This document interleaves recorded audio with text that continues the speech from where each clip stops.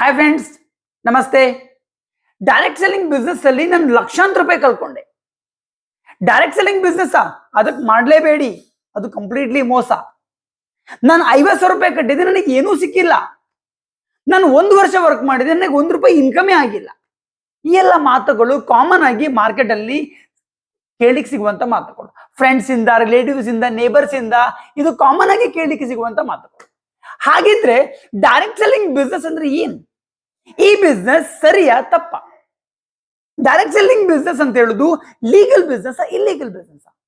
ಈ ಎಲ್ಲಾ ಕ್ವಶನ್ಸ್ ಗಳಿಗೆ ಇವತ್ತಿನ ವಿಡಿಯೋದಲ್ಲಿ ನಾನು ನಿಮ್ಗೆ ಆನ್ಸರ್ ಮಾಡ್ಲಿಕ್ಕಿದ್ದೇನೆ. ವಿಡಿಯೋ ಲಾಸ್ಟ್ ತನಕ ನೋಡಿ.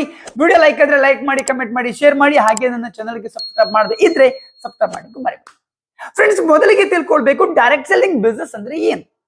ಫ್ರೆಂಡ್ಸ್, ಮಾರ್ಕೆಟ್ ಅಲ್ಲಿ ನಾವು ತಗೊಳ್ಳುವಂತ ಪ್ರತಿಯೊಂದು ಪ್ರಾಡಕ್ಟ್ ಗಳು ಕೂಡ ಮಿಡಲ್ ಮ್ಯಾನ್ಸ್ ಗಳು ಮತ್ತು ಅಡ್ವರ್ಟೈಸ್ಮೆಂಟ್ ಏಜೆನ್ಸಿಗಳ ಮುಖಾಂತರ ಕಸ್ಟಮರ್ಗೆ ತಲುಪುತ್ತೆ. ಅಲ್ಲಿ 40% ಆ ಪ್ರಾಡಕ್ಟ್ ಒಂದು ಕಾಸ್ಟ್ ಆಗಿದ್ರೆ ರಿಮೈನಿಂಗ್ 60% ಅಡ್ವರ್ಟೈಸ್ಮೆಂಟ್ ಏಜೆನ್ಸಿಗಳು ಮತ್ತು ಆ ಮಿಡಲ್ ಮ್ಯಾನ್ಸ್ ಗಳು ಅಲ್ಲಿ ಕಮಿಷನ್ ಪಡ್ಕೊಳ್ತಾರೆ. ಆದ್ರೆ ಡೈರೆಕ್ಟ್ ಸೆಲ್ಲಿಂಗ್ ಕಂಪನಿಗಳು ಏನ್ ಮಾಡುತ್ತೆ, ಪ್ರಾಡಕ್ಟ್ ಅನ್ನ ತಯಾರು ಮಾಡಿದ ನಂತರ ಅದನ್ನ ತನ್ನ ಡಿಸ್ಟ್ರಿಬ್ಯೂಟರ್ಸ್ ಗಳ ಮುಖಾಂತರ ಡೈರೆಕ್ಟ್ ಆಗಿ ಅದನ್ನ ಕಸ್ಟಮರ್ಗೆ ತಲುಪಿಸುತ್ತದೆ. ಅಲ್ಲಿ ಈ ಟ್ರೆಡಿಷನಲ್ ಮಾರ್ಕೆಟ್ ಅಲ್ಲಿ ಏನ್ ಅಡ್ವರ್ಟೈಸ್ಮೆಂಟ್ ಏಜೆನ್ಸಿಗಳು ಮತ್ತು ಮಿಡಲ್ ಮ್ಯಾನ್ಸ್ ಇರ್ತಾರಲ್ವಾ, ಆ ರೀತಿ ಮಿಡಲ್ ಮ್ಯಾನ್ಸ್ ಗಳು ಮತ್ತು ಅಡ್ವರ್ಟೈಸ್ಮೆಂಟ್ ಏಜೆನ್ಸಿಗಳು ಡೈರೆಕ್ಟ್ ಸೆಲ್ಲಿಂಗ್ ಅಲ್ಲಿ ಇರುವುದಿಲ್ಲ. ಇಲ್ಲಿ ಡಿಸ್ಟ್ರಿಬ್ಯೂಟರ್ಸ್ ಅಂತ ಇರ್ತಾರೆ. ಆ ಡಿಸ್ಟ್ರಿಬ್ಯೂಟರ್ಸ್ ಗೆ ಆ ಮಿಡಲ್ ಮ್ಯಾನ್ಸ್ ಗೆ ಕೊಡುವಂತ ಕಮಿಷನ್ ಅನ್ನ ಈ ಡಿಸ್ಟ್ರಿಬ್ಯೂಟರ್ಸ್ ಗೆ ಡೈರೆಕ್ಟ್ ಸೆಲ್ಲಿಂಗ್ ಕಂಪನಿ ಕೊಡುತ್ತೆ. ಸೊ ಇದನ್ನ ನಾವು ಡೈರೆಕ್ಟ್ ಸೆಲ್ಲಿಂಗ್ ಅಂತ ಕರಿತೇವೆ, ನೇರ ಮಾರಾಟ ಅಂತ ಕರಿತೇವೆ. ಈ ಡೈರೆಕ್ಟ್ ಸೆಲ್ಲಿಂಗ್ ಅಂತ ಹೇಳುವ ಬಿಸ್ನೆಸ್ ಏನಿದೆ ಅಲ್ವಾ, ಇದು ಮೊದಲಿಗೆ USA ದಲ್ಲಿ ಲಾಂಚ್ ಆಯ್ತು. ಅಂದ್ರೆ ಯುನೈಟೆಡ್ ಸ್ಟೇಟ್ ಆಫ್ ಅಮೆರಿಕದಲ್ಲಿ ಇದು ಮೊದಲಿಗೆ ಸ್ಟಾರ್ಟ್ ಆಯ್ತು. ನಂತರ 1980ಯಲ್ಲಿ ಇದು ನಮ್ಮ ಭಾರತದಲ್ಲಿ ಕೂಡ ಸ್ಟಾರ್ಟ್ ಆಯ್ತು. ಯಾವಾಗ ಇಂಡಿಯಾದಲ್ಲಿ ಡೈರೆಕ್ಟ್ ಸೆಲ್ಲಿಂಗ್ ಮಾಡೆಲ್ ಲಾಂಚ್ ಆಯ್ತು, ಆವಾಗ ತುಂಬಾ ಕಂಪನಿಗಳು ಈ ಡೈರೆಕ್ಟ್ ಸೆಲ್ಲಿಂಗ್ ಬಿಸ್ನೆಸ್ ಮಾಡ್ಲಿಕ್ಕೆ ಸ್ಟಾರ್ಟ್ ಮಾಡಿದ್ರು. ಆವಾಗ ಜನರಿಗೆ ಈ ಡೈರೆಕ್ಟ್ ಸೆಲ್ಲಿಂಗ್ ಬಿಸ್ನೆಸ್ ಅಂತ ಹೇಳೋದು ಒಂದು ಹೊಸ ಕಾನ್ಸೆಪ್ಟ್ ಆಗಿತ್ತು. ಇದರ ಬಗ್ಗೆ ಅವೇರ್ನೆಸ್ ಇರಲಿಲ್ಲ. ಸೊ ಡೈರೆಕ್ಟ್ ಸೆಲ್ಲಿಂಗ್ ಕಂಪನೀಸ್ಗಳು, ತುಂಬಾ ಡೈರೆಕ್ಟ್ ಸೆಲ್ಲಿಂಗ್ ಕಂಪನಿಗಳು ಆವಾಗ ಜನರಿಗೆ ಲಕ್ಷಾಂತರ ರೂಪಾಯಿ, ಕೋಟ್ಯಾಂತರ ರೂಪಾಯಿ ಮೋಸ ಮಾಡಿದ್ರು. ಹಣದ ಆಮಿಷ ತೋರಿಸಿ, ದುಪ್ಪಟ್ಟು ಲಾಭದ ಬಗ್ಗೆ ಅವರಿಗೆ ತೋರಿಸಿ ಜನರಿಗೆ ತುಂಬಾ ಮೋಸ ಮಾಡಿದ್ರು. ಸ್ಪೀಕ್ ಏಷ್ಯಾ ಆಗಿರ್ಬೋದು, ಶಾರದಾ ಗ್ರೂಪ್ ಅಂತ ದೊಡ್ಡ ದೊಡ್ಡ ಕಂಪನಿಗಳು ಪಿರಮಿಡ್ ಸ್ಕೀಮ್ ಗಳನ್ನ ರನ್ ಮಾಡ್ತಾ ಕೋಟ್ಯಾಂತರ ರೂಪಾಯಿ ಹಣವನ್ನ ಲಾಸ್ ಮಾಡಿತ್ತು. ಸೊ ಜನರಿಗೆ ಡೈರೆಕ್ಟ್ ಸೆಲ್ಲಿಂಗ್ ಬಿಸ್ನೆಸ್ ನ ಮೇಲೆ ಒಂದು ನೆಗೆಟಿವಿಟಿ ಕ್ರಿಯೇಟ್ ಆಯ್ತು ಹೋಗ್ತಾ ಹೋಗ್ತಾ. ಡೈರೆಕ್ಟ್ ಸೆಲ್ಲಿಂಗ್ ಅಂದ್ರೆ ಸರಿ ಇಲ್ಲ, ಈ ಬಿಸ್ನೆಸ್ ಅಂದ್ರೆ ಇದು ಜನ ಮಾಡುವಂತ ಬಿಸ್ನೆಸ್, ಇದು ಪ್ರಾಡಕ್ಟ್ ಅನ್ನ ಸೇಲ್ ಮಾಡುವಂತ ಬಿಸ್ನೆಸ್, ಈ ಬಿಸ್ನೆಸ್ ಅಲ್ಲಿ ಲಾಸ್ ಆಗುತ್ತೆ. ಈ ನೆಗೆಟಿವಿಟಿ ಜಾಸ್ತಿ ಆಗ್ತಾ ಹೋಯ್ತು.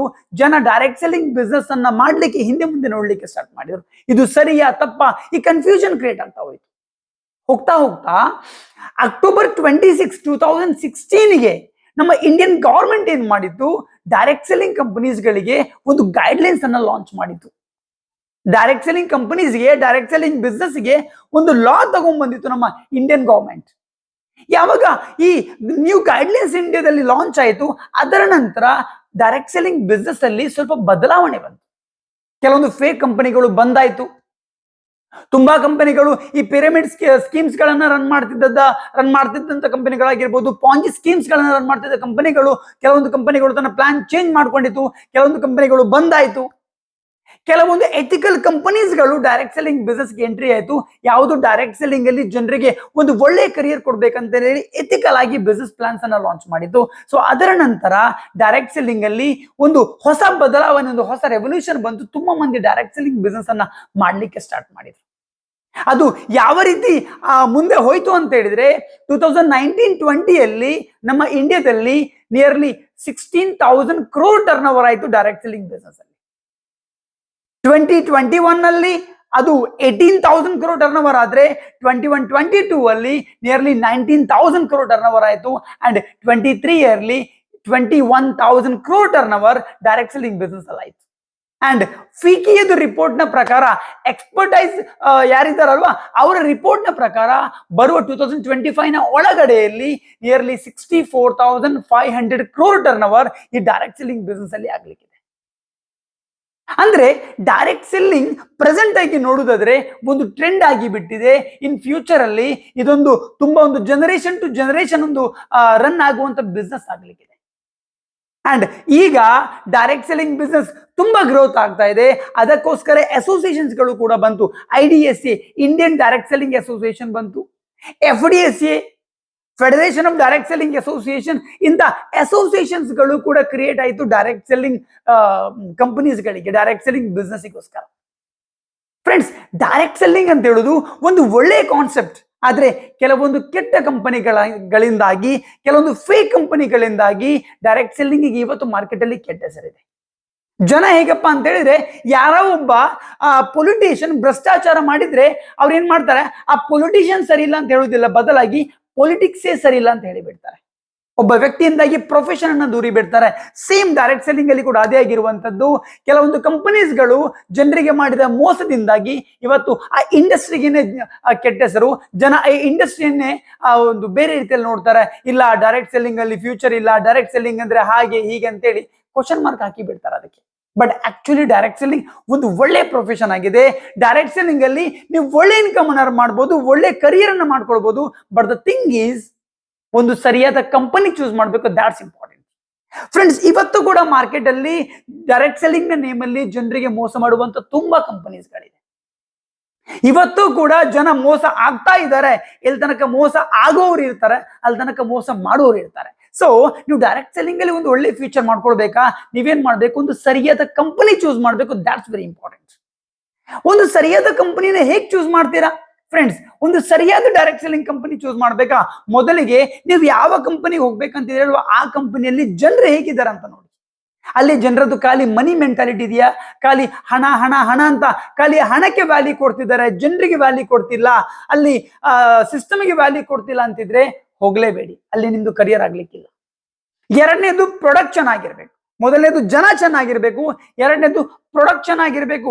ಆ ಕಂಪನಿದು ಪ್ರಾಡಕ್ಟ್ಗಳು ಏನಿದೆಯಲ್ವಾ, ಅದು ಅಫೋರ್ಡೆಬಲ್ ಆಗಿರ್ಬೇಕು ಪ್ರತಿಯೊಂದು ವ್ಯಕ್ತಿಗೂ ಕೂಡ. ನೋಡಿ, ನಮ್ಮ ಇಂಡಿಯಾದಲ್ಲಿ 4 class middle class category people ಜಾಸ್ತಿ ಇದ್ದಾರೆ. ಸೊ ಅವರಿಗೆ ಅಫೋರ್ಡ್ ಮಾಡ್ಲಿಕ್ಕೆ ಆಗುವಂತ ರೇಂಜ್ ಅಲ್ಲಿ ಒಳ್ಳೆ ಕ್ವಾಲಿಟಿಯ ರಿಸಲ್ಟ್ ಓರಿಯೆಂಟೆಡ್ ಪ್ರಾಡಕ್ಟ್ಸ್ ಇರಬೇಕು. That's very important. ಅಂಡ್ ಮೂರನೇದು ಬಿಸ್ನೆಸ್ ಪ್ಲಾನ್. ಬಿಸ್ನೆಸ್ ಪ್ಲಾನ್ ಅಲ್ಲಿ ಈ ಮನಿ ಲಾಂಡ್ರಿ ಸ್ಕೀಮ್ಸ್ ಗಳಾಗಿರ್ಬೋದು, ಅಥವಾ 50,000 ರೂಪಾಯಿ ಕೊಡಿ 1,00,000 ರೂಪಾಯಿ ಕೊಡ್ತೇವೆ ಅಂತ ಹೇಳುವಂತ ಇಂಥ ಪಾಂಜಿ ಸ್ಕೀಮ್ಸ್ ಗಳಾಗಿರ್ಬೋದು, ಇಂಥ ಪ್ಲಾನ್ಸ್ ಗಳಿತ್ತು ಅಂತ ಹೇಳಿದ್ರೆ ದಯವಿಟ್ಟು ಹೋಗ್ಬೇಡಿ. ಯಾಕಂದ್ರೆ ನಿಮ್ದಲ್ಲಿ ಹಣ ಡೆಫಿನೆಟ್ಲಿ ಲಾಸ್ ಆಗುವಂತದ್ದು. ಬದಲಾಗಿ ಒಂದು ಎಥಿಕಲ್ ಬಿಸ್ನೆಸ್ ಪ್ಲಾನ್ ಅಲ್ಲಿ ಇತ್ತು ಅಂತ ಹೇಳಿದ್ರೆ ನೀವು ಡೆಫಿನೆಟ್ಲಿ ಆ ಕಂಪನೀಸ್ಗಳಲ್ಲಿ ನೀವು ಡೆವಲಪ್ಮೆಂಟ್ ಆಗಬಹುದು. ಒಂದು ಒಳ್ಳೆ ಕಂಪನಿ ಚೂಸ್ ಮಾಡ್ಕೊಳ್ಬೇಕು. ಅದು ಮೊದಲನೇ ಸ್ಟೆಪ್ ಆಗಿರುತ್ತೆ ನೀವು ಡೈರೆಕ್ಟ್ ಸೆಲ್ಲಿಂಗ್ ಅಲ್ಲಿ ಕರಿಯರ್ ಮಾಡ್ಕೊಳ್ಳುವಂಥದ್ದು.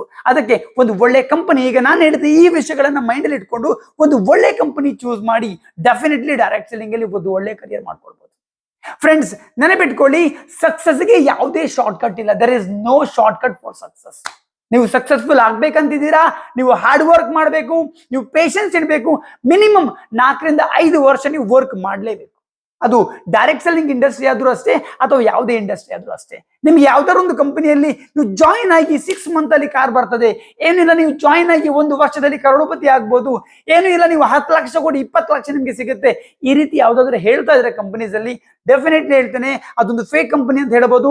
ಅಂತ ಕಂಪನಿಗೆ ಹೋಗಲೇಬೇಡಿ, ಅಲ್ಲಿ ನಿಮ್ಮ ಹಣವನ್ನು ಡೆಫಿನೆಟ್ಲಿ ಕಳ್ಕೊಂಡ್ಬಿಡ್ತೀರಾ. ಒಂದು ಸರಿಯಾದ ಕಂಪನಿ ಚೂಸ್ ಮಾಡಿ ಅಂಡ್ ಹಾರ್ಡ್ ವರ್ಕ್ ಮಾಡಿ.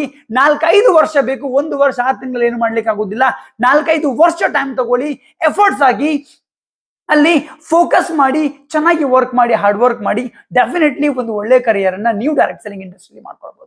ಜಾಬ್ ಅಲ್ಲಿ ನೀವು ನಿಯರ್ಲಿ 10-15 ವರ್ಷ ದುಡಿದು ಏನ್ ಇನ್ಕಮ್ ಅರ್ನ್ ಮಾಡ್ತೀರಲ್ವಾ, ಅದನ್ನ ಒಂದು ಸರಿಯಾದ ಕಂಪನಿಯಲ್ಲಿ ನೀವು ಹಾರ್ಡ್ ವರ್ಕ್ ಮಾಡಿದ್ರೆ, ಕಂಟಿನ್ಯೂಸ್ ಆಗಿ ಎಫರ್ಟ್ ಹಾಕಿದ್ರೆ 4-5 ವರ್ಷದಲ್ಲಿ ಇನ್ಕಮ್ ಅರ್ನ್ ಮಾಡಬಹುದು. 4-5 ವರ್ಷದಲ್ಲಿ ಒಳ್ಳೆ ಕರಿಯರ್ ಮಾಡ್ಕೊಳ್ಬಹುದು. That is the potential of direct selling company. So ಜಾಗ್ರತೆಯಿಂದ ಇರಿ, ಸರಿಯಾದ ಕಂಪನಿ ಚೂಸ್ ಮಾಡಿ, ನೀವು ಡೆಫಿನೆಟ್ಲಿ ಡೈರೆಕ್ಟ್ ಸೆಲ್ಲಿಂಗ್ ಅಲ್ಲಿ ಒಂದು ಒಳ್ಳೆ ಕರಿಯರ್ ಮಾಡ್ಕೊಳ್ಬಹುದು. ಐ ಹೋಪ್ ಇವತ್ತಿನ ಈ ವಿಡಿಯೋ ನಿಮಗೆ ಲೈಕ್ ಆಯ್ತು ಅಂತ ಅನ್ಕೊಂಡಿದ್ದೇನೆ. ವಿಡಿಯೋ ಲಾಸ್ಟ್ ತನಕ ನೋಡೋದಕ್ಕೋಸ್ಕರ ತುಂಬಾ ಥ್ಯಾಂಕ್ ಯು. ಅಂಡ್ ಹಾಗೇನೆ ನೆಕ್ಸ್ಟ್ ವಿಡಿಯೋದಲ್ಲಿ ಡೈರೆಕ್ಟ್ ಸೆಲ್ಲಿಂಗ್ ಬಿಸ್ನೆಸ್ ಅಲ್ಲಿ ಏನ್ ಫ್ಯೂಚರ್ ಇದೆ ಅದನ್ನ ನಾವು ಡಿಸ್ಕಷನ್ ಮಾಡುವ. ಅಲ್ಲಿ ತನಕ tata, bye bye, wish you good luck.